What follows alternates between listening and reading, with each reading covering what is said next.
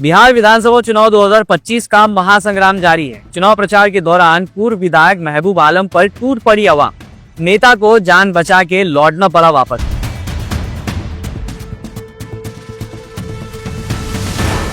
आज बात करेंगे जागती हुई बिहार की आवाम, बिलखुसूस सीमांचल के मुसलमान।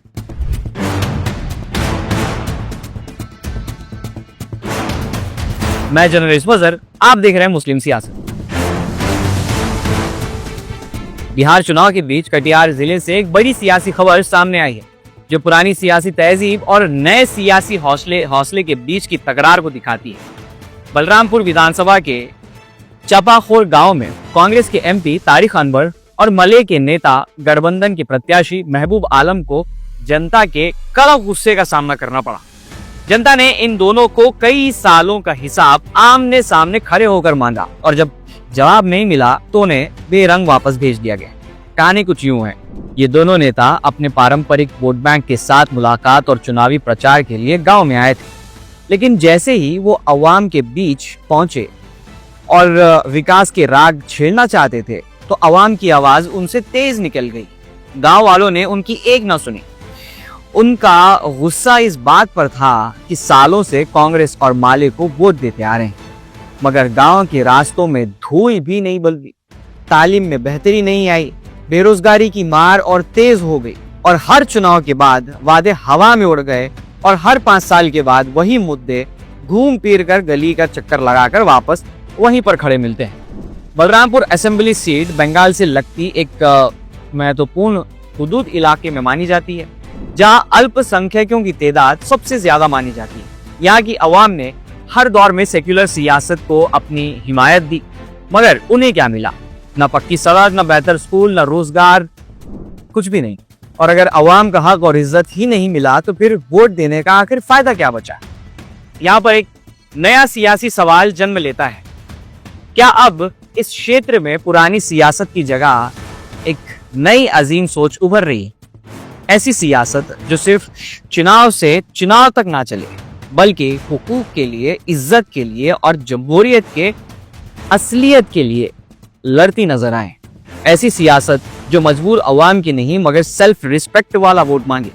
और इस बदलाव के बीच एक नाम अक्सर सुनाई देता है, MIM और उनके उम्मीदवार एडवोकेट आदिल हसन। वो पार्टी जो पिछले कई सालों में अल्पसंख्यक इलाकों की आवाज बनकर उभर रही है। अवाम का तो यही मानना है। MIM ये कहती आई है कि सिर्फ डरा कर वोट लेने वालों को हटाओ और उन्हें लाओ जो मेहनत और ग्राउंड रियलिटी पर सियासत करते हैं और मुसलमानों के, दलितों के और पिछड़ों के हुकूक की पामाली होने से बचाते हैं। ये आवाज बलरामपुर में भी लोगों के दिलो दिमाग से उठ रही है। शायद इसीलिए आज अवाम ने पुरानी नेतागिरी को सवाल के कटघरे में लाकर खड़ा कर दिया है। चापाखोर के लोगों ने एक अहम पैगाम दिया। उन्होंने कहा कि हमने पीढ़ियों तक आप पर भरोसा किया, लगभग 25 साल, मगर आप हमें रोटी, तालीम और इज्जत तक नहीं दे सके तो फिर हम अपनी तकदीर बदलने की कोशिश खुद करेंगे। सुनिए ना भाई, बोलिए। एक टर्म में अगर हमारा 10 पंचायत का काम कर देता हम समझते विधायक जी मेरा काम किए हैं, आप भी मेरा काम किए हैं। 10 बजे काम नहीं है, कहाँ हुआ? गली सड़क सड़क कहाँ? नहीं, नाम की नहीं है, जाने का सवाल नहीं है, यहाँ नाम की नहीं है। आप घेर रहे हैं हम लोग, क्या करें? आज मेरा मौका है, आज ही तो हम कह सकते हैं आपको ना, कल आपके घर में जाके बोल सकते हैं, बोल सकते हैं, आज ही बोल सकते हैं। एमपी साहब, हम लोग को आप जो इनके 77 से आए, ये तो हॉस्पिटल नहीं दे सके हैं, क्या दे सकते हैं? मार के भगाना होगा, ऐसे नहीं होगा।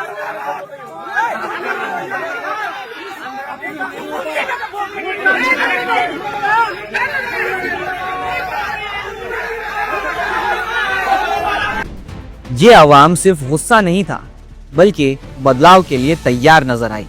और ये बदलाव हो सकता है कि नई सियासी कुव्वत की तरफ इशारा हो, जो उनके हक की बात करे, उनकी बात सुने, ना कि सिर्फ वोट मांगने आए। आज बलरामपुर की सरगर्म हवा में एक नया जज्बा महसूस होता है, एक जज्बे की अब वोट सिर्फ नाराजगी में नहीं, उम्मीद में दिया जाएगा। एक जज्बा कि अब सियासत जनता को जवाब दे, उन्हें धोखा नहीं। ये तस्वीर बिहार की बदलती सियासत का एक रोशन नक्शा बन सकती है। और अगर बलरामपुर जैसे इलाके की अवाम में ये ताकत दिख रही है तो बहुत मुमकिन है कि इस दफा की सियासत उन लोगों की होगी जो हक की जंग लड़ने आए हैं और जो जमहूरियत को सिर्फ कुर्सी नहीं, अवाम की खिदमत करने का एक जरिया मानते हैं। फैसला अंत में बिहार के या सीमांचल के मतदाताओं के पास ही रहेगा।